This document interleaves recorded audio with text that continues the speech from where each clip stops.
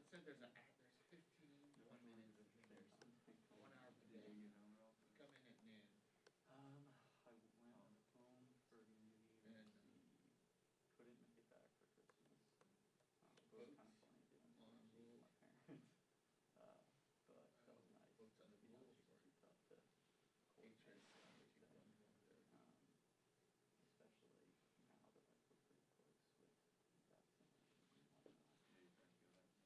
No, they haven't. So they got to vote on the rules. So then they'll vote on it. And they haven't come in. So yeah, 2. So they haven't used it. But they're homebodies anyways. They're pretty content to not have to see people. Like my dad can play golf and work in our yard. He's content to do yard work and not see anyone.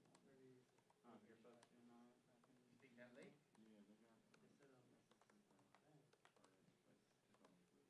Oh, really? That's yesterday. Yeah, so it might be like.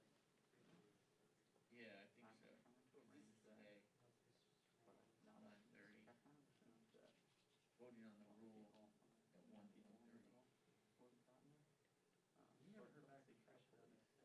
No. Get those doses secured today. I told Michael to come in later. Yeah. He's coming in. He should be coming in any time now, going to her office. To Greene's office. Wait for her. I don't know, we'll see, but it seems like she's just plugging along. Okay. Might have been talking to me, but Yesterday. they didn't have one. She works in healthcare. So she's fired up.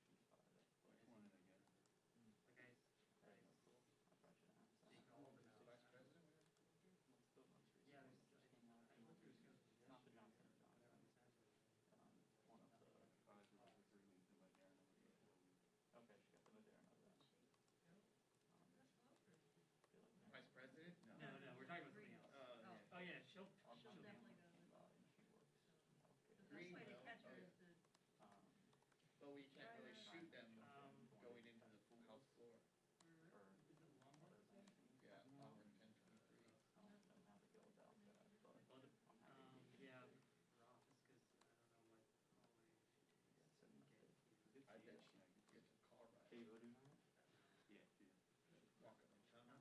Not in Walk up the tunnel. well, she's back. I mean, there's 2 tunnels. Not She was travel last week. She was in Saudi and Well, from her office, and then she was leaving. straight to the basement. Oh, your Jake Raver or the wall? Although when she Or, Canada. Cannon Tunnel. right. That's not. It's like right there.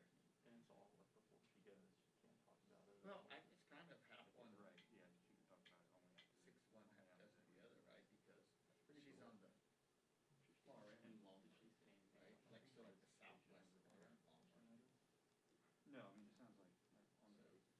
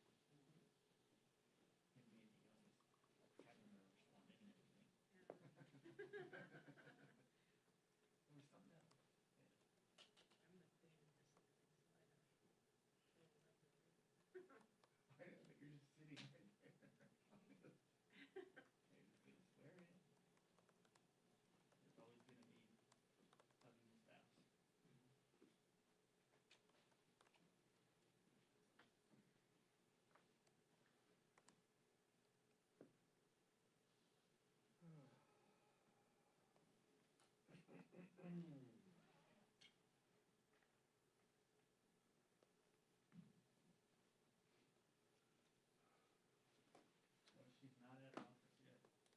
Michael just got there and said there's no change. There are a lot of people outside.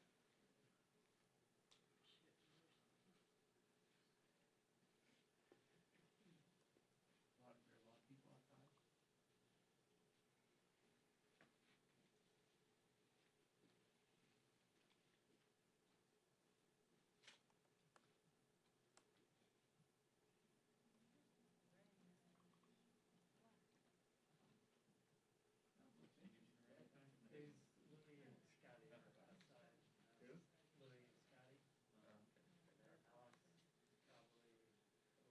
Lurking somewhere. Ken is as well, so. Oh, out the stairs. That's a nice picture. If she walks through the light. Exactly. I'm here. I get to stay here. I don't have a check, I have a check. You don't have what? My arm from the side of the swamp. Where Schumer's. Yeah, Schumer's not this over today. I mean, what's your, Go over there. yeah, I'll just, grab my jacket and just go in. Dome. The background.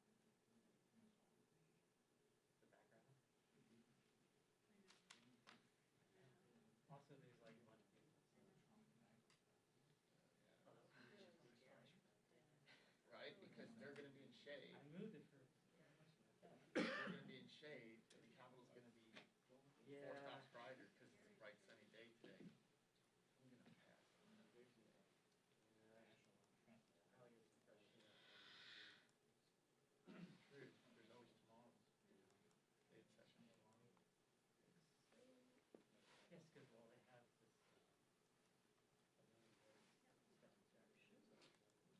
a million votes stuff in Saturday. Don't tell me they're gonna be there on Saturday. Ducks in a row. Yeah, it might not be an option. But by the time she is. Okay. Hey guys,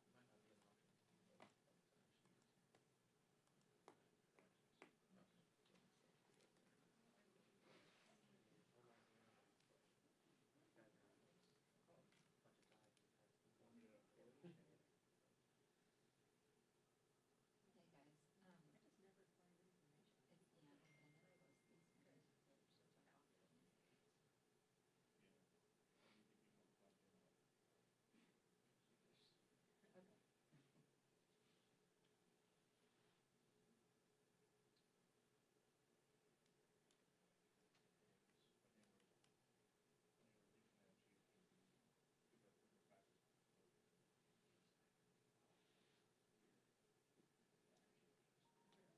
Okay. That's when I got home, it was like 5 o'clock yesterday. Yeah, I was, That's right, Jim had to leave.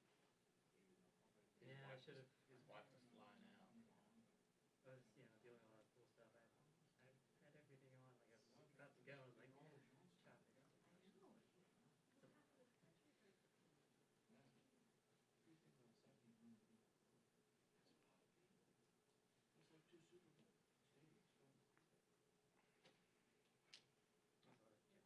Astonishing.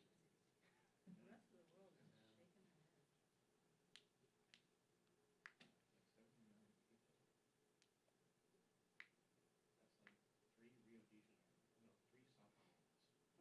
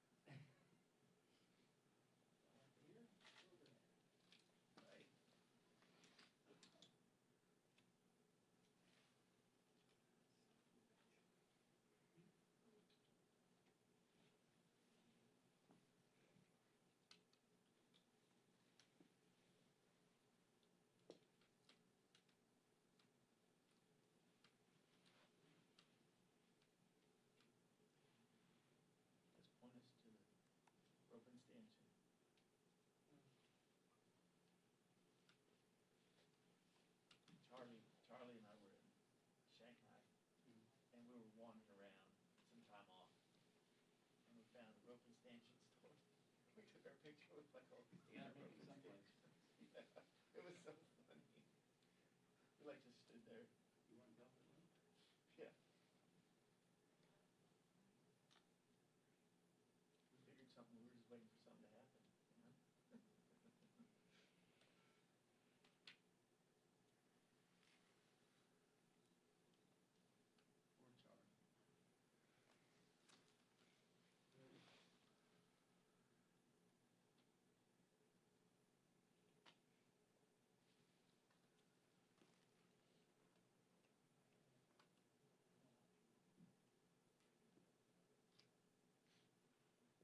Is anybody from the gallery here? Nope. You're on your own, Scotty. What will I do? You guys know how we behave unsupervised. Let me get some ropes up and tie you guys down so you don't jump on top of each other. She's in the green room, 2 minutes. Thank you.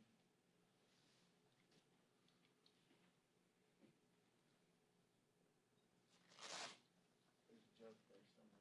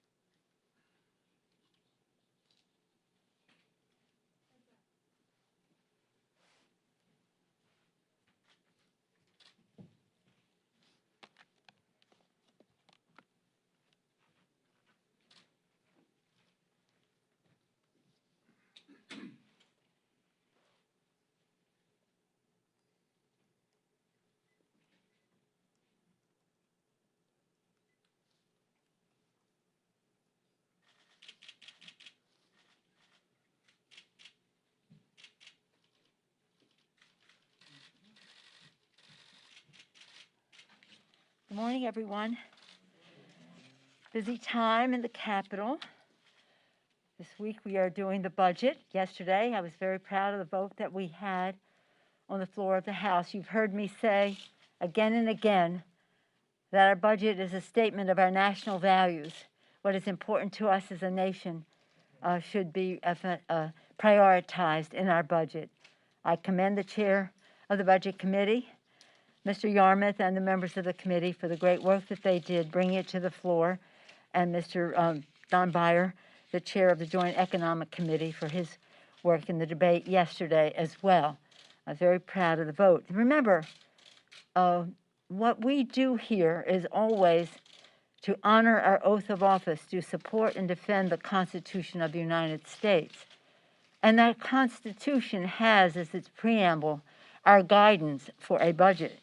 We, the people of the United States, in order to form a more perfect union, establish justice, ensure domestic tranquility, provide for the common defense, promote the general welfare, and secure the blessings of liberty for ourselves and for our posterity, do ordain and establish this Constitution. So it's about the Constitution and the liberties and the form of government that it contains, but it's also our value statement. So I'm very pleased that it passed a budget resolution. We passed a budget resolution that paves the way for the passage of landmark coronavirus legislation that will save lives and livelihoods. We hope that the Republicans would join us in support. We would prefer that, but we need to have the leverage to proceed whether they do or not. We need to act now because it's urgent and Americans cannot afford any further delay. Our committees now will continue to work on the bill context. So that will be all, well, as soon as the Senate finishes their work and then we pass on what they did, so hopefully that's in the next 48 hours, then we can signal that we're ready to mark up the bills. We can file the bills. Our committee we'll work on the text, as I said, so that the Biden relief package will put money, we're putting money in people's pockets, vaccinations in people's arms, children in school, workers and to work. And speaking of back to work, also this week, I'm very pleased with the legislation, the National Apprenticeship Act of 2021. As soon as we'll be debating that and voting on it tomorrow. But that is very important legislation for us to have training for the workforce development piece of anything we do is very important. As we prepare to go beyond this rescue package, which is what this bill, the bill I'm talking about now, and then to the recovery bill. Recovery bill will be about many other things, including infrastructure, and workforce development is very important there.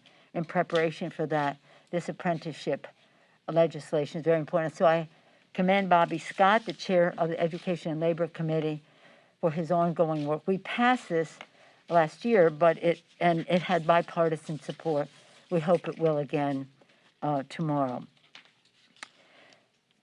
As you know, sadly, this week, the Congress recognized the service and sacrifice of Brian Sisnick, who died following the terrorist mob insurrection on January 6th. He passed on the 7th, the next day. We had that lying-in ceremony in the Capitol. And what was so important about it, of course, we paid our respects and sympathies to his family, who spoke so lovingly and beautifully about him, but also to see the connection among our Capitol Police and how they mourned the loss of their colleague. Indeed, Officer Signet is a martyr for democracy. That was martyrdom that he suffered, as well as the other who passed, Officer Lieberman, Good, and Smith. And we will be honoring them appropriately at some point when it is sometime soon. But right now, when it came to danger in the Capitol, Officer Sisnick and the Capitol Police, whom we are enormously grateful, put themselves between us and the violence, saving lives and defending democracy. Indeed, Officer Sisnick was, again, a martyr for democracy. His service and that of other heroes in uniform, some of them of the Metropolitan Police of the District of Columbia,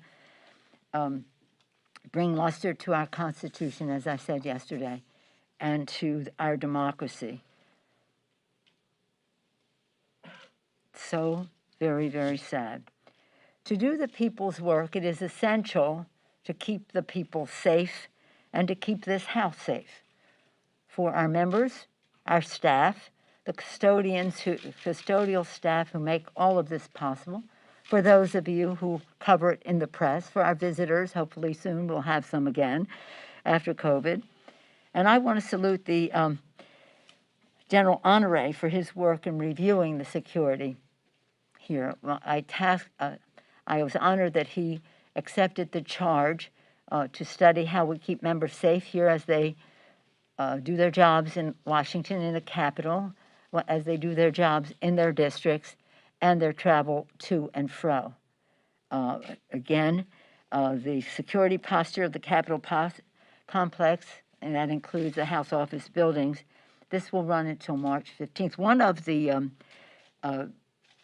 proposals that he made that we've already have some good news on is that it was clear that the Capitol Police have been severely affected by COVID. Separate and apart from everything else that's going on, like the rest of the country, they have been severely affected by COVID.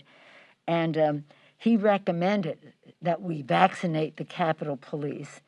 And now, with the cooperation of the Biden administration, we were able to do that. And I thank the acting police chief for her statement that she put out this morning. Again, we have the threat from within, as you are all well aware. Some members refuse to comply with security protocols. to keep members, staff, police officers, everyone, including all of you, safe, which is why we are passing a rule mandating fines for non-compliance in that regard. You're aware of that, I'm sure. Also, in terms of acknowledging the threat, I remain profoundly concerned about House Republicans' leadership acceptance of extreme conspiracy theorists. Particularly disturbing is their eagerness to reward a QAnon adherent, a 9/11 truther, a harasser of child survivors of school shootings, and to give them valued committee positions, including who could imagine they would put such a person on the Education Committee. Today, the House will vote to remove Representative Greene from her seat on Education and Labor and the Budget Committees. It's just so unfortunate. You would think that the Republican leadership in the Congress would have some sense of responsibility to this institution, as they did when they did not seat Representative King of Iowa 2 years ago. For some reason, they have chosen not to go down that path, even though Mr. Hoyer gave the leader, McCarthy, sufficient notice that this was a path we would follow. Again, I'm legislating on terms of the budget, in terms of the apprenticeship program, in terms of putting together our legislation for a commission similar to 9/11 Commission. I'm very pleased that others, and I commend Debbie Wasserman Schultz for taking the lead on honoring our oath of office to uphold protect the Constitution, but not only that, to uphold a standard for the House of Representatives that respects the institution in which we serve and does no harm to it institutionally or to our members, staff, visitors personally. With that, I'd be pleased to take any questions. Let me see. Who, you go. Thank you, Madam Speaker. I have a question, and I also have a question from one of the pool reporters who's unable to be here today, so if I could, they do go together. First, just looking ahead to the impeachment trial. Was that an announcement that you're going to have 2 questions? Yes, ma'am. Oh, is that all right with all the rest of you? Just for another pool reporter. On impeachment, go ahead. Thank you, ma'am. Looking ahead to the impeachment trial next week, it will be 1 month since the attack on the Capitol. Yes. The former president is long gone. There are plenty of people who say, why bother? Why go through this entire exercise? What do you say to them? Well, I appreciate that question because it seems to me that the answer is self-evident. Again, we're here to support and defend the Constitution of the United States. The world witnessed the incitement that the president caused to incite a insurrection against our government, against our Capitol, against members of Congress, with the use of force and violence. For us to, why bother? Why bother? Ask our founders, why bother? Ask those who wrote the Constitution. Ask Abraham Lincoln. Ask anyone who cares about our democracy why we are bothering. You cannot go forward until you have justice. And what did we say about the preamble to the Constitution? Didn't we say it started out with justice? We, the people of the United States, in order to form a more perfect union, establish justice. You've heard me say again and again, Pope Paul VI said, if you want peace, work for justice. Martin Luther King,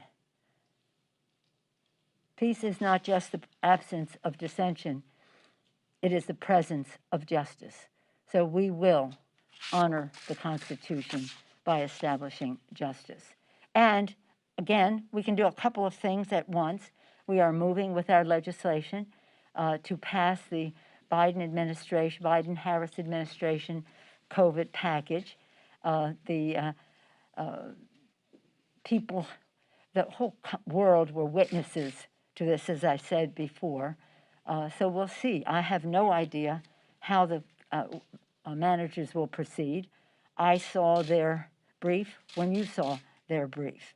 I'm so proud of the dignity with which they have brought to enabling us to honor our Constitution.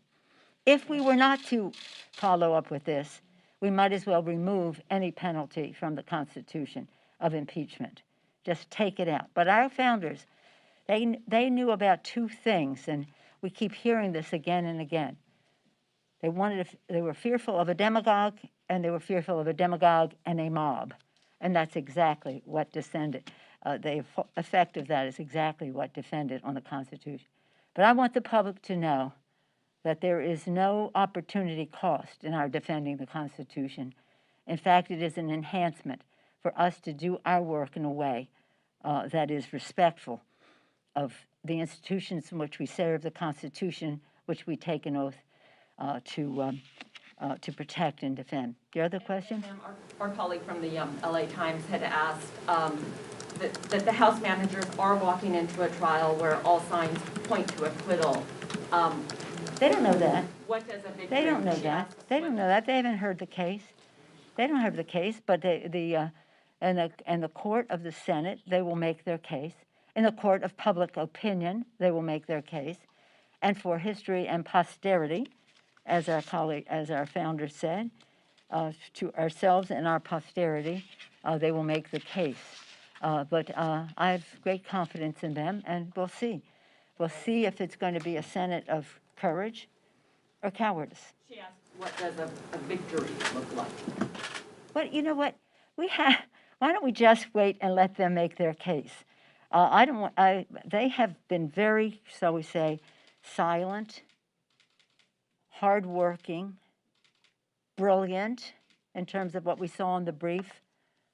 Not only wise, but you might appreciate, well written, and no spelling mistakes of the United States.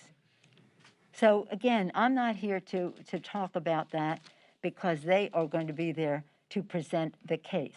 And we don't have to defend why it is necessary, and we don't have to talk about who's going to be there or not, because we just don't know. They know, and they will present it when they do. Yes, sir. I was wondering what you thought of the Republican senators' plan. They went to the White House this week to meet with the president, and how much the plan is at 1.9. Joe Biden has indicated he wants to stay there. Is that where you think it'll end up? Well, Joe Biden has presented a plan that meets the needs of the American people. This is very important because we have been, let me see, I want to read this to you because I think this is very important for people to know. We'll get around 450,000 people who have died. Before you know it, sad to say, and hopefully we don't achieve it, but we're on a path to 500,000 people dying from COVID. And that is because of a complete failure on the part of the Trump administration. But don't take it from me. This is what the GAO in a 346-page government accountability document said.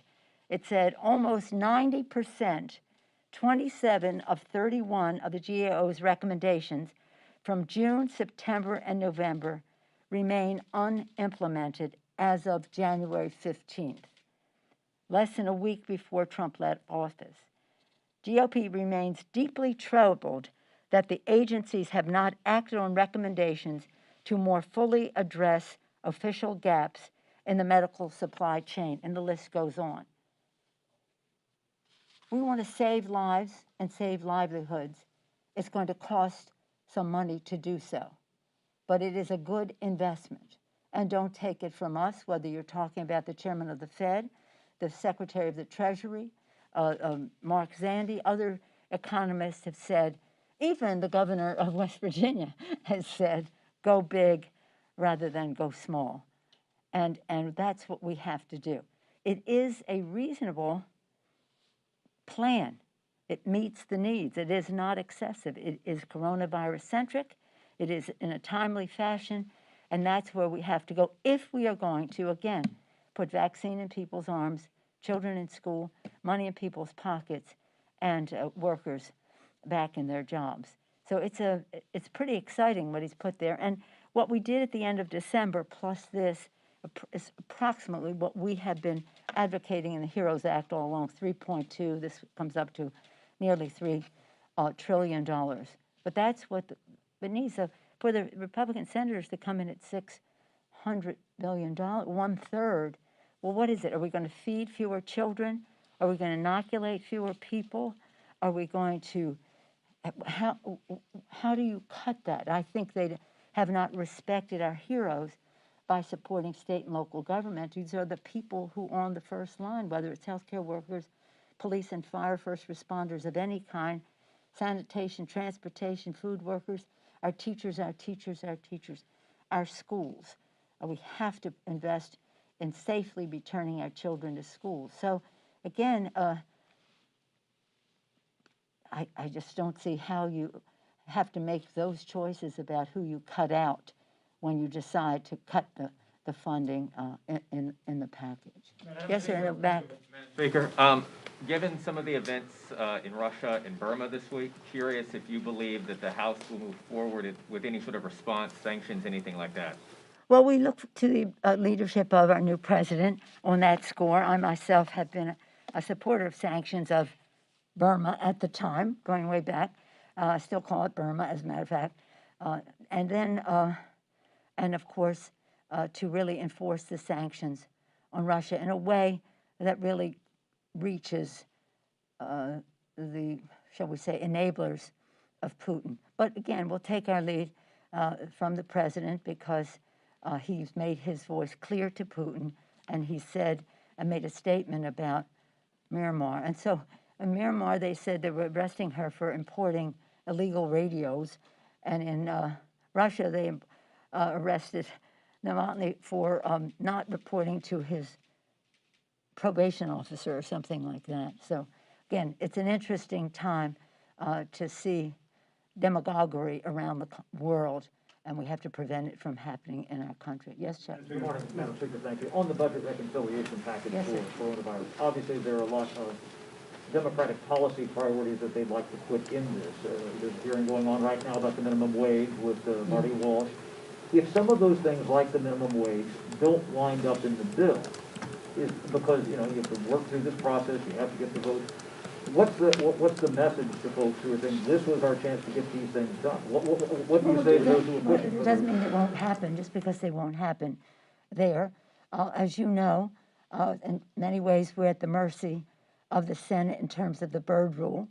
And again, the parliamentarian of the Senate is going to make some determinations. We had hoped she would make them by now, but until we have our bill, which we now have, we don't have those determinations from her. But there's so much in the package that has to be done right now, and we'll do the best we can. Do you have concern, though, that some who said, okay, Democrats are going to have the House, they're going to have the Senate, they're going to have the White House, and you say, just because it's not in this bill doesn't mean it doesn't get done, but they will be disappointed, and how do you respond to them? Say, look, we're thinking about it. We already are introducing the minimum wage. That's a very high priority for us. But we can't, and we hope that we can get it in reconciliation. I'm a veteran of reconciliation bills over time, and I know the shall we say, the struggle that it frequently is to have everything comply in a way that meets the standards of the Senate in terms of the Byrd Rule. We in the House think of it sort of a House of Lords attitude. Why don't we just pass what we can pass without having it being determined by one person as to what can be contained in there? Just put it on there, vote it up or vote it down. But in any event, we're very proud of the legislation, and again, it's not the last bill we'll pass. This is the rescue package. This is the rescue package. We must pass this bill to crush the virus, to save the lives and livelihoods of the American people, to put children back in school and people back to work. That is its purpose. We want to do it in a way that is fair, that addresses the disparities that have existed. Do you know, in the Native American community, 2 times as many people, percentage-wise, have died than whites? The disparity in the African American community and in the Hispanic community is sinful. So as we do this bill, we want to do so in a way that is fair and equitable and continue to do testing, et cetera, distribution of the virus, but keeping a record of how this has been distributed. Then hopefully we can get to a place where this bill will be a force for fairness rather than ossifying some of the unfairness that has gone before. Then we have the next bill will be, this is rescue, that's recovery. And we're already working with some of the provisions that we would have in a Recovery Act. We're legislators, that's why we're here, that's what we do, and so we're always getting ready for the next legislation. Build Back Better for the people, these were some of what we talked about. Joe Biden said help is on the way, and the recovery package with lower health care costs and bigger paychecks for the people is what we need to do. So just because something might not be in one bill, and we don't accept that yet, but if it isn't, we have other places to do it. In fact, I wish we were talking about a living wage, but $15 an hour is an important improvement over that. I just have time for one more question. Senator Pelosi, I'm just curious, as far as the impeachment trial is concerned, Senator Graham said that if the Democrats call any witness, that they'll be prepared, the Republicans will be prepared to call in the FBI and, quote, tell us about people who pre-planned this attack and what happened with the security footprint at the Capitol. What's your response to that? Yeah, your question is a waste of time. Yes, sir. Are you worried at all about the precedent that it would set in removing Not a at all. president? Not at all. If any of our members threaten the safety of other members, we'd be the first ones to take them off of the committee. That's it. Thank you. Are you willing to compromise on the eligibility for stimulus payments?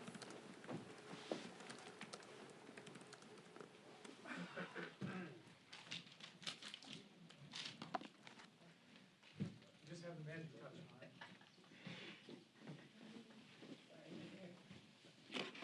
Wait, I've been having more than you now. It's been 3 months. It's been November 13th. It's 100%.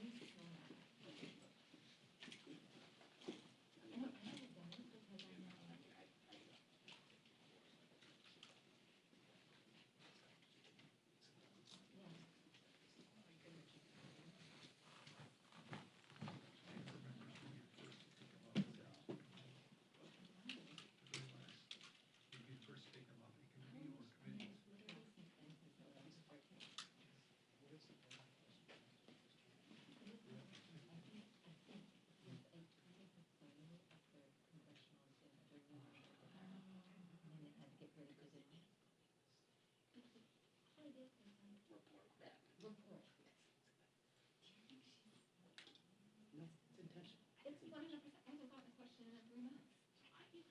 No, since November 13th.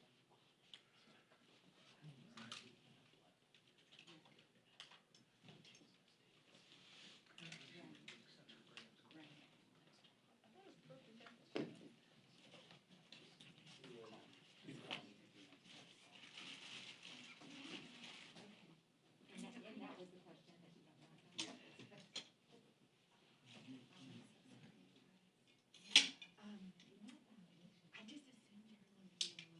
assumed you were going to be all over MPG and. That was my question, and then I had that, and then I got that right after. So, what we should do, if you guys are open to it, like next week, I'll take your question, you take mine, and if one of us gets called on, it'd be like, oh, Aunt, like, ask your first question, and then be like, oh, for Leanne. I felt like with Sarah this morning. Like, she wasn't here. We're just like.